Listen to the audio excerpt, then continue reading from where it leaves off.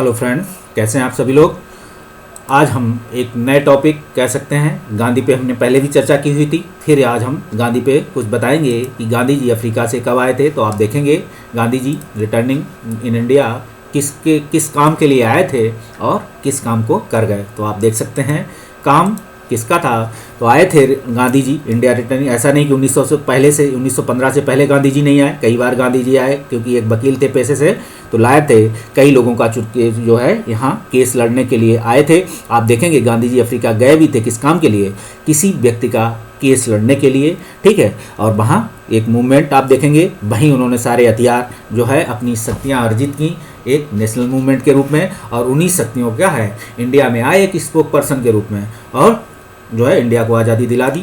तो आप देखेंगे कि रिटर्निंग ऑफिसर के रूप में आए, रिटर्निंग ऑफिसर ही थे आपके लिए, ये रिटर्निंग ऑफिसर हैं आपको आज़ादी दिलाने के लिए। तो आप देख सकते हैं इस आज़ादी के संदर्भ में कि गांधी जी का रिटर्निंग 1915 में होता है इंडिया में, और आते किस काम के लिए है कि कांग्रेस की समिट होती है। तो आप देखेंगे कि 1915 में गांधी रिटर्न होते हैं South Africa to live in India. तो इंडिया में आते हैं एक स्पोक के रूप में, ऐसे वक्ता के रूप में आते हैं। The conversation of the Indian national Congress, इसके एक सबमिट हुई होती है 1915 में, आपको याद रखना बनारस में सबमिट होती है इसे।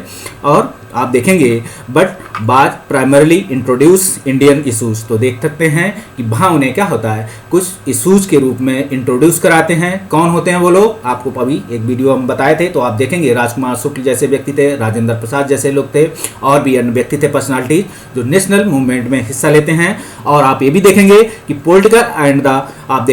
Politics and the Indian people by Gopal Krishna Gokhale. तो आप देखेंगे इस नाम को आप आज बहुत अच्छे से जानते होंगे। पहले तो आपको ये बता दें कि गोपाल कृष्ण गोखले कौन थे। तो आपको देखेंगे क्या एक पॉलिटिशियन थे, एक लीडर थे, एक सोशल एक्टिविस्ट थे। तो आप देखेंगे कांग्रेस के उस समय मेन लीडर हुआ करते थे गोपाल कृष्ण गोखले। आप देखेंगे peoples by Gopal Krishna Gokhale as a respected leader थे ऑफ द कांग्रेस पार्टी उस टाइम, प्रेजेंट टाइम या उस टाइम।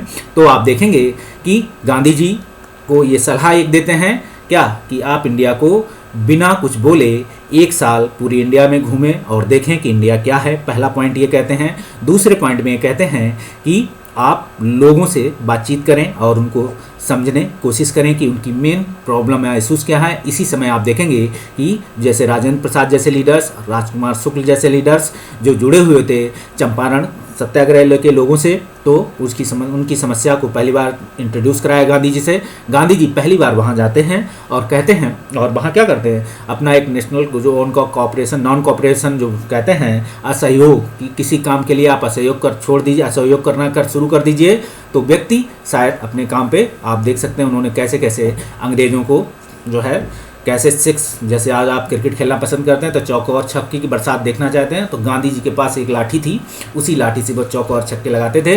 तो आप देख सकते हैं कि politics Gopal Krishna Gokhale as a respected leader of the Indian. तो ये इन्हें गांधी जी के ये गुरु भी थे, याद रखना। गांधी जी के अगर पूछा जाए कि गुरु का नाम इंडिया में तो गोपाल कृष्ण गांधी, और गांधी जी गोपाल कृष्ण गांधी जो है कृष्ण गोखले को चांदी का बख्ता, ये भी इतने मृदुभाषी थे, इतनी अच्छी बोली थी, कहते हैं इतना अच्छा लिखते थे कि इन्हें चांदी का बख्ता कहा जाता था। याद रखना, इन्हें चांदी का बख्ता कहा जाता है। ये सभी क्वेश्चन आपसे पीटी में पूछे गए थे, याद रखिएगा।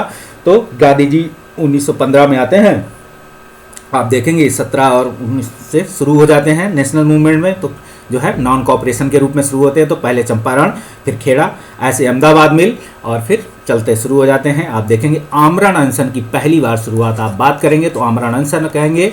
जैसे आज देखेंगे आज कोई नेता क्या करता है, उसकी बात नहीं सुनी जाती है तो क्या कहे 10 जनपद जाएगा कभी और कहीं बैठेगा, क्या आमरण अनशन शुरू कर दिया, ठीक है। क्या आप देखेंगे आमरण अनशन एक हथियार है, तो गांधी जी ने यूज किया था। पहले कभी अफ्रीका गए थे, वहाँ यूज़ किया था। अफ्रीका से उन्होंने बहुत सारी क्या हुआ वेपन्स इकट्ठे किए नॉन कॉपरेशन मूवमेंट से रिलेटेड, और इंडिया में आए और अंग्रेजों पे छोड़ दिए, और देश आज़ाद हुआ 1947 में। मिलते हैं अगले वीडियो में, तब तक के लिए बाय बाय, एंजॉय कीजिए आज़ाद देश के, आज़ाद भारत के सिपाहियों।